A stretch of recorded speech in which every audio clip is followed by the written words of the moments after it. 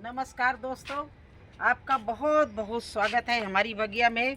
दोस्तों, एक मैंने वीडियो डाला था कि बरसात की हरी सब्जियां पत्ते वाली लगाना शुरू कर दीजिए अगस्त में।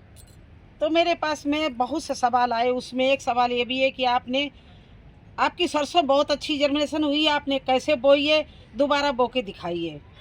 तो देखिए ये सरसों का हमारा जर्मिनेशन, कितनी बेहतरीन सरसों निकली है बारिश में। इधर मैंने धनिया लगाई और उधर मूली लगाई हुई है।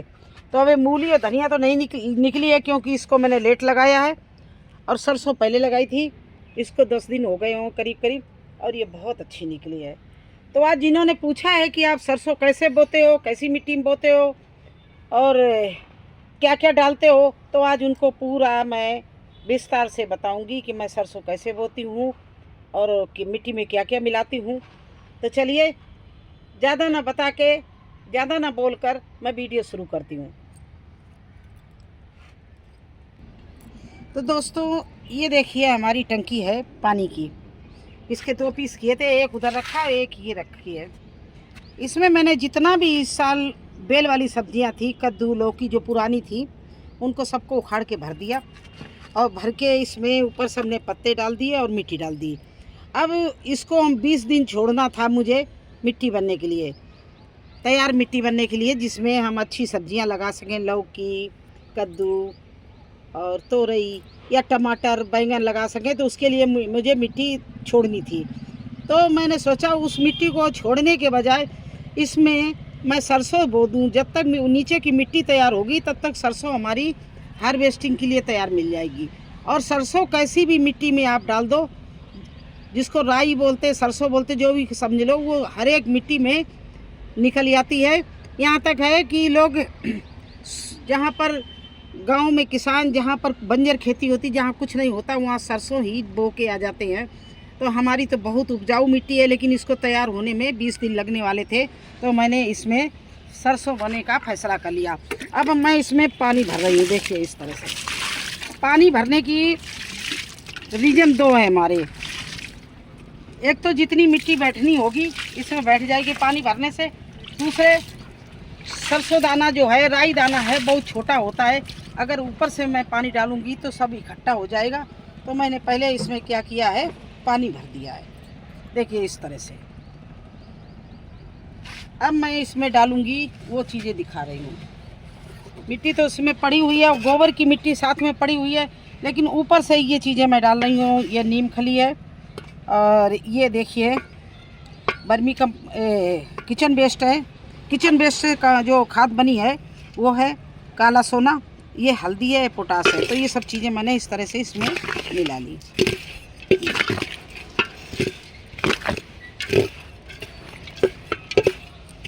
मिला के हल्का हल्का इसके ऊपर से इस तरह से डाल रहे हैं, क्योंकि यहीं पर हमें अभी सीड डालना है ऊपर से। तो अपने सीड की सुरक्षा के लिए हल्दी, राख, नीम खली, ये सब चीज़ें डाल रहे हैं, जिससे हमारा, वैसे सरसों को ज़्यादा कीड़े खाते नहीं हैं, पत्तों को खाते हैं, तब देखा जाएगा। अभी तो हमारा सारा दाना निकलेगा। इस तरह से ही डाल दिया और पानी डाल दी, 2 चीज़ें डाल दी। इस तरह से हम तैयारी करते हैं। अब मैं ले रही हूँ सरसों का सीड। देखिए सरसों दाना 2 तरह के होते हैं। एक तो ये पीले होते हैं, ये निकलते कम है, लेकिन इसके सरसों जो होती है वो अकराती नहीं, बहुत टेस्टी होती है। एक ये होती है और दूसरी होती है ये काली वाली। तो मुझे काली बोना है, पीली नहीं बोना है। इस तरह से मैंने सरसों ले ली, देखिए थाली में।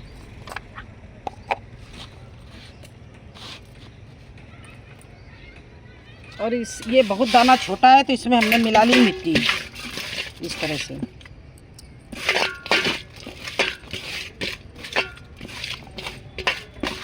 अब इसको हम इस तरह से छितरा के पूरे में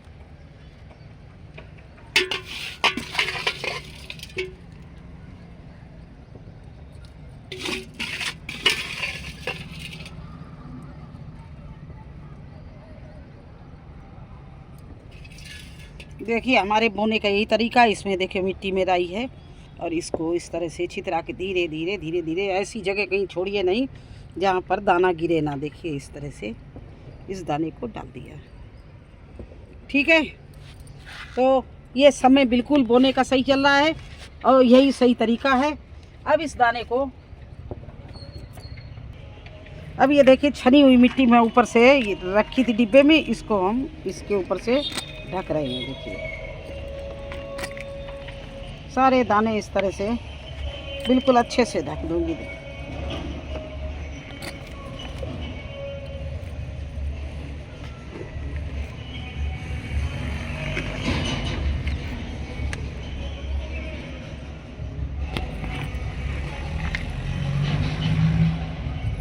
कोई भी जगह दाना खुला नहीं रहना चाहिए, क्योंकि ये फूल के ऊपर आ जाती है। इतना ध्यान रखना, ये जो हरी सब्जियां हैं जैसे मेथी है, सरसों है और मूली है, ये सब चीज़ क्या होता है ऊपर आ जाती हैं। जब पानी में ये भीगती हैं तो ये फूलती हैं। अब फूल के ऊपर आ जाती है तो कम से कम मिट्टी को आधा इंच ऊपर तक आपको ढकना है, जिससे ये ऊपर ना आने पाए। इस तरह से बो के आप 1-2 दिन बोरियों से ढक दो। ये जैसे बोरी है,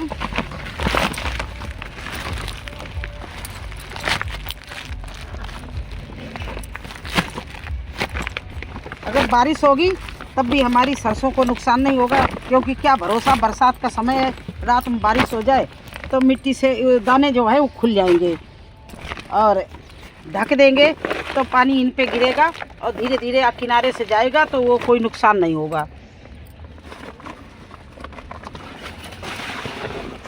देखिए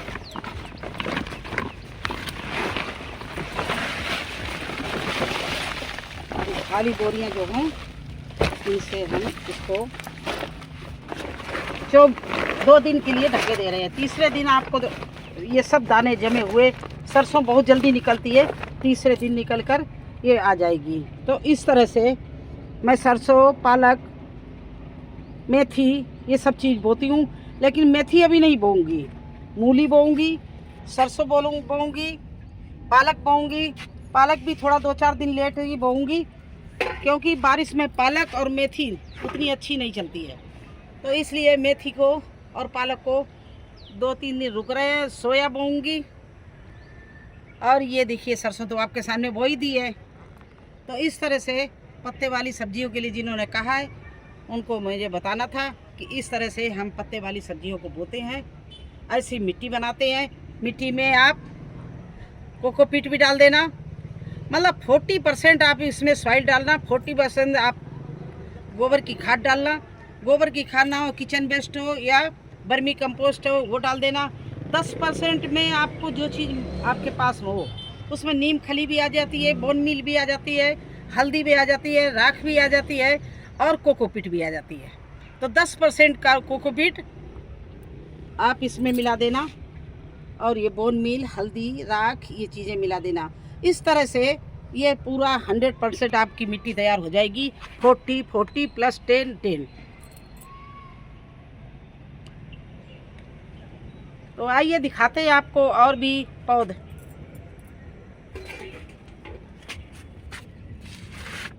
ये देखिए उस दिन मिर्ची लगाई थी और अच्छे से मिर्ची चलने लगी है, इसमें गमले में लगा दी थी।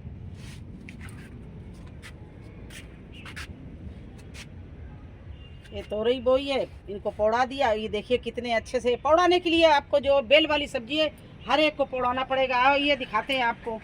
वो कह रहे थे कि क्या केयर करना चाहिए, एक हमारी व्यूवर कह रहे थे कि क्या करना चाहिए। देखिए तोरई नई हमने बोई है, इसको देखिए, इसके सारे ये जाल बनाया, इसके सारे चढ़ा देंगे इस तोरई के ऊपर, ये भी तोरई चढ़ जाएगी।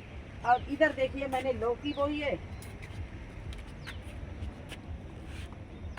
तो देखिए लौकी हमारी वो चल रही है, बेल उसकी ऊपर जा रही है। और ये लकड़ी इस तरह से मैंने ये लोहे का पिलर है इसमें बांध दी है, अब ये हिल भी नहीं रही है, इसी पर हमारी लौकी पूरी चढ़ जाएगी। देखिए ये लौकी इतनी बड़ी हो गई है और जैसे ही कल मैंने बांधा था तब इतनी बड़ी थी, और इसको जैसे चढ़ने को आप बेल वाली सब्जियों को जैसे ही ऊपर चढ़ने को रास्ता दोगे तो वो दिन दूनी रात चौगुनी बढ़ती हैं। नहीं तो क्या है कि जब आप वो नीचे ज़मीन में होती हैं तो उतना बढ़ नहीं पाती हैं, क्योंकि हमारा खेत नहीं, हमारी क्यारियाँ उतनी उनको जगह नहीं मिलती है। तो इस तरह से दोनों, ये भी टंकी है पानी की, ये भी पानी की टंकी है, देखिए आप लोगों के सामने, ये भी पानी की टंकी है और वो भी पानी की टंकी है। तो इनको हमने 2 पीसों में कर लिया था और हमें बोने के लिए बहुत अच्छी चीज़ें मिल रही हैं इसमें। बड़ी जगह है, चाहे आप हरी सब्जी लगा दीजिए और चाहे बेल वाली लगा दीजिए, दोनों चीज़ें इसमें आराम से चलेंगी। क्योंकि बेल वाली सब्जी को भी बड़ा ग्रो बैग, बड़ी टंकी चाहिए, और बेल वाली सब्जियों को भी ऐसे ही का है। और वैसे ही हरा साग के लिए भी चौड़ी जगह चाहिए, उसके लिए गहरी हो न हो लेकिन चौड़ी जगह हो, जिससे आपको हार्वेस्टिंग करे तो बनाने के लिए एनफ मिल जाए। तो मैं तो जहाँ भी बोती हूँ, चाहे मेथी हो, चाहे धनिया हो, चाहे सरसों हो, काफ़ी जगह बोती हूँ, जिससे हमें हार्वेस्टिंग करे तो एक बार बनाने के लिए सब्जी मिल जाए। अभी देखिए कितनी मतलब जगह में है, ये हमें हार्वेस्टिंग के लिए अच्छी सरसों मिलेगी।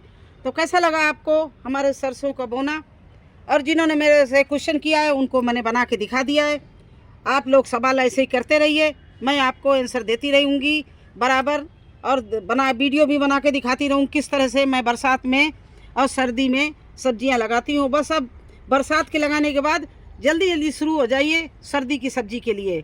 मैंने तो उनके लिए सभी पौधे डाल दिए, टमाटर भी डाल दिए सर्दी के लिए, गोभी भी डाल दिया है, बैंगन भी डाल दिए हैं, और आप लोगों को कई बार पौधे दिखा चुके हैं। तो बस इसी तरह से आप लोग तैयारी कर लीजिए। कैसा लगा हमारा सरसों को बोना? उसके लिए मिट्टी तैयार करना, उसके लिए जगह बनाना और बोना। अगर मेरा वीडियो आपको अच्छा लगा हो तो मेरे चैनल में नए हो तो लाइक और सब्सक्राइब कर देना।